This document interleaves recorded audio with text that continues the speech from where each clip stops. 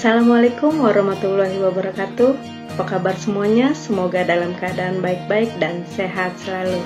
Jumpa lagi dengan Madam Novi di sini. Kali ini saya akan membahas tentang teks eksplanasi. Teks eksplanasi adalah teks yang menjelaskan sebab akibat suatu fenomena, baik peristiwa alam, ilmu pengetahuan, sosial, budaya, dan lainnya. Teks eksplanasi berisi fakta yang dapat menjawab pertanyaan tentang bagaimana dan mengapa suatu fenomena terjadi. Tujuan teks eksplanasi. Tujuan utama teks eksplanasi adalah untuk memaparkan proses dan sebab terjadinya suatu fenomena. Penjelasan yang dapat dipaparkan dalam teks eksplanasi berdasarkan bidang keilmuan atau bersifat ilmiah, yang mengacu pada fakta, realita, teori, dan hasil penelitian yang dilakukan oleh ilmuwan. Struktur teks eksplanasi. Yang pertama ada pernyataan umum. Bagian ini menjelaskan mengenai latar belakang dan tinjauan topik umum yang dapat berupa definisi, klasifikasi, sejarah, dan asal-usul. Bagian dalam teks ini berupa gambaran secara umum tentang apa, mengapa, dan bagaimana proses peristiwa alam terjadi. Yang kedua, deretan penjelas. Pada bagian ini berisi perincian proses atau sebab terjadinya suatu fenomena yang juga mencakup akibat dan dampak yang ditimbulkan. Yang ketiga, interpretasi. Bagian ini berisi penafsiran penulis mengenai topik dengan perspektif tertentu yang lebih luas dan menyeluruh, serta menjelaskan korelasi peristiwa yang menyertainya. Yang keempat, simpulan.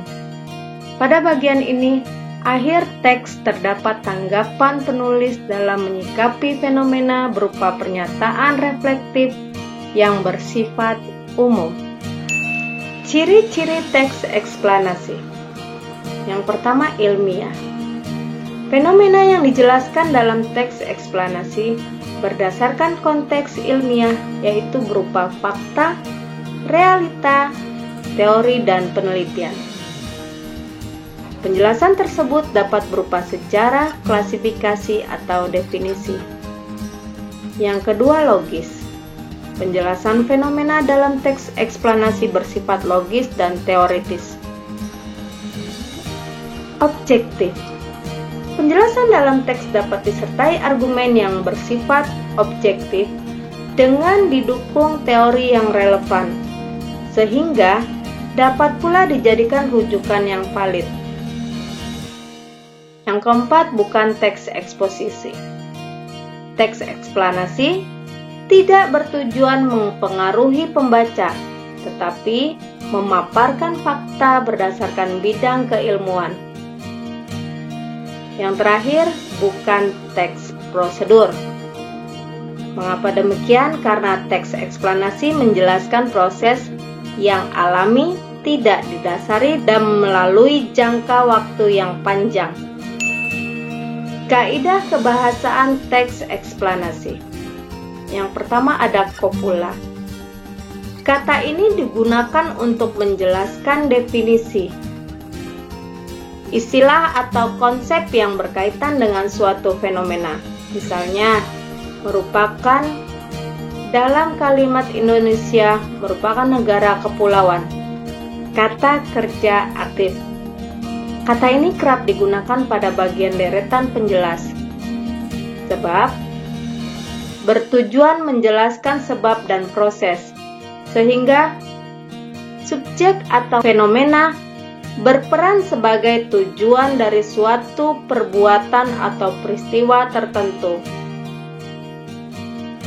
Terakhir, konjungsi. Konjungsi yang digunakan menjelaskan hubungan sebab akibat dan hubungan kronologi terjadi suatu fenomena. Misalnya, jika, bila, sehingga, sebelum, pertama, dan kemudian.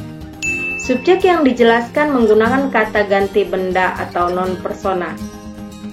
Seperti itu, ini dan tersebut. Teks eksplanasi juga hanya fokus pada hal umum seperti gempa bumi, banjir, hujan, dan udara. Langkah-langkah menulis teks eksplanasi. Yang pertama, menentukan topik yang menarik. Yang kedua, tentukan fenomena alam, sosial, atau budaya yang ingin kamu sajikan. Misalnya, proses terjadinya pasang surut air laut. Yang ketiga, membuat rancangan kerangka atau teks. Yang keempat, buatlah kerangka karangan berdasarkan struktur teks eksplanasi, yaitu identifikasi fenomena, penggambaran rangkaian kejadian, dan ulasan. Yang kelima, mengumpulkan referensi. Yang keenam, cantumkan fakta dan data yang kamu kumpulkan pada bagian penggambaran rangkaian kejadian. Yang ketujuh, mengembangkan teks. Yang kedelapan, kembangkan kerangka karangan hingga menjadi teks eksplanasi yang utuh. 9. Menyunting teks. Ke-10, periksa dan baca kembali teks yang telah kamu buat. Suntinglah jika ada kalimat yang tidak sesuai atau kesalahan dalam penulisan. Mari kita simak bersama sebuah contoh teks eksplanasi tentang Candi Borobudur. Dalam teks tersebut dipaparkan bagaimana Candi Borobudur dibangun pertama hingga pendapat ilmuwan sesuai fakta yang ada. Struktur eksplanasi. Berdasarkan strukturnya, teks eksplanasi diawali dengan pernyataan umum. Pada teks tersebut, di awal paragraf dijelaskan secara umum mengenai Candi Borobudur. Candi Borobudur merupakan bangunan bersejarah Buddha terbesar di dunia. Candi Borobudur sudah dibangun jauh sebelum Angkor Wat di Kamboja dan katedral-katedral agung di Eropa. Kemudian, teks dilanjutkan dengan deretan penjelas yang berisi perincian bentuk dan hal yang terjadi pada Candi Borobudur. Candi Borobudur berada di Jawa Tengah, di puncak bukit dengan pemandangan di sekitarnya berupa sawah-sawah yang subur dan bukit-bukit. Luas Candi Borobudur adalah 123 kali 123 meter kubik yang tersusun atas satu stupa induk, 72 stupa terawang, dan 504 patung Buddha. Pada tahun 1814, Sir Thomas Stamford Raffles menemukan Candi Borobudur dalam kondisi rusak. Ia mengusulkan agar candi tersebut dibersihkan dan dilakukan pemugaran. Teks pun ditutup dengan bagian interpretasi atau penafsiran dalam simpulan dari pernyataan umum, yaitu mengapa Candi Borobudur menjadi warisan dunia. Pada tahun 1991, Borobudur ditetapkan sebagai warisan dunia. Keindahan dan kemegahan Candi Borobudur menjadi daya tarik wisatawan domestik maupun mancanegara. Candi Borobudur juga menjadi salah satu destinasi wajib jika berkunjung ke Yogyakarta. Ciri-ciri teks eksplanasi. Fenomena yang dijelaskan dalam teks tersebut berdasarkan konteks ilmiah, yaitu berupa fakta tentang terbentuknya suatu candi yang megah sejak ratusan tahun lalu.